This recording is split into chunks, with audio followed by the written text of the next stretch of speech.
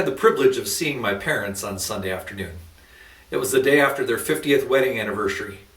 Even the concept of seeing them is very different during this coronavirus time. Dad had to stay behind the glass doors of the nursing home he's in.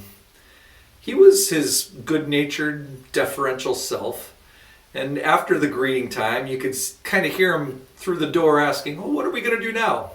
Not demanding, even though I'm pretty sure the airlock was kind of chilly. He's always displayed that kind of humility in most situations. And even though we saw Mom in person, we couldn't even eat together to celebrate the occasion. There were no hugs or kisses because we're trying to honor the rules and guidelines put in place by those who are in authority, and because we want our parents to be safe too. We did stop to pick up a takeout meal, and we dropped my mom off at home. Even though the occasion was celebrating her anniversary, she insisted on paying for the lunch instead of us buying it for her. So I've had humility modeled well for me many times in my life. Unfortunately, I have to admit that I'm chafing at the restrictions we're all under right now. I'm not sick. Most people I know aren't sick. We've been isolated for multiple weeks. There are very few cases in our county. The response is based more on conditions far away from me and not what's actually happening in my circle of connections or even geographic area. I was going to try to orchestrate a get-together with my family to at least eat a meal together to celebrate. We'd fit the guidelines for no more than 10 people, I rationalized. You may be gracious to me, and you probably would be, I'm sure, and say you understand how I feel, that it's normal. But as I looked at how my wife had to ask me whether I was really thinking about my parents or considering what I would be teaching my daughter or why I was being so intense, I realized it was because I wanted what I wanted. I wanted the situation to be the way that I wanted it to be. That's the opposite of humility. And yesterday morning in a devotional I read about parenting. The encouragement was on how to teach humility to your children in order to help them make an impact. I was convicted. And I looked at some other passages in Scripture that talk about humility's benefits. So I'm going to share them with you today, and I hope they'll help you, and maybe you'll be able to enjoy getting rid of some of the conflicts that pride can bring into our lives. So the devotional pointed me to James chapter 4, and it said the following: Christians are told how to become truly powerful by humbling themselves before the Lord. When we demonstrate the proper respect for God's authority, He allows us to be eternally influential in the lives of others. Tim Kimmel says, "True greatness does not have power as its goal, but it often gains power by default." So the amount of influence your child can have as an adult will be proportionate to their ability to grasp this principle as a child. Teach your children humility and watch their influence grow.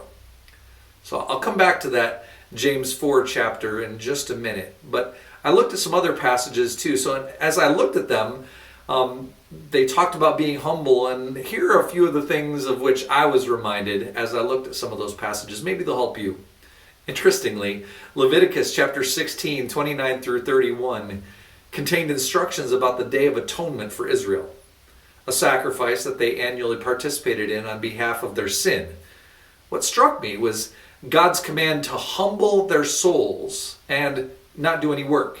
It reminded me, first of all, that my sin is never atoned for by my work, but humbling my heart and confessing. It also made me think that it could be possible that a wrong view of any work might allow me to believe that my value or identity comes from what I do. This was a great reminder that humbling my soul is the right place to be, so that I would view myself properly. In other words, someone who is who he is only because of God's work, not because of how hard or how much I work. In Deuteronomy 8:3 and following, God had Moses remind Israel that a part of his work of taking them into the wilderness was to humble them.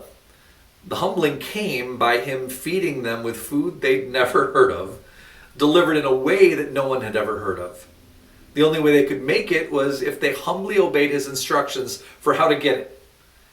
When days get hard, maybe financially or otherwise, in these times of struggle, I need to remember that I need to humble my heart and trust God for his provision. Then there's others, God's view of the humble, like in Psalm 10:17. O Lord, you have heard the desire of the humble. You will strengthen their heart. You will incline your ear. I want God to listen to me, and humility is something he values. Or some of the wisdom in Proverbs 29:23. A man's pride will bring him low, but a humble spirit will obtain honor.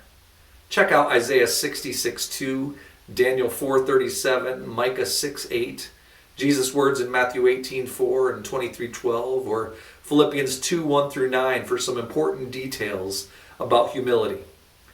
Let's finish up with that James 4 passage that I mentioned earlier. Verse 6 quotes the Old Testament, which says, God is opposed to the proud, but gives grace to the humble. On the surface, it seems kind of simple. I want God's grace, so I should be humble.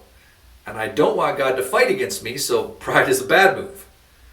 What convicted me was that this verse comes after the description of why any human conflicts arise. And you remember, I believe that I said I chafed a little earlier and I was intense conflict. Verse 1 says that my conflicts are because I pridefully want my own way, my own wisdom, my own freedom, etc. All of those things. I haven't been asked to do anything immoral, just irritating. I'm not being kept from doing good, just having to do it in ways that are inconvenient and uncomfortable for me.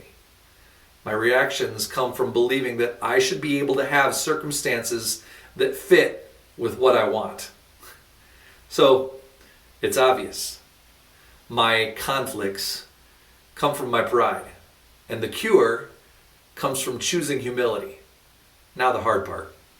Truly correcting my heart so that the actions it produces are the right ones.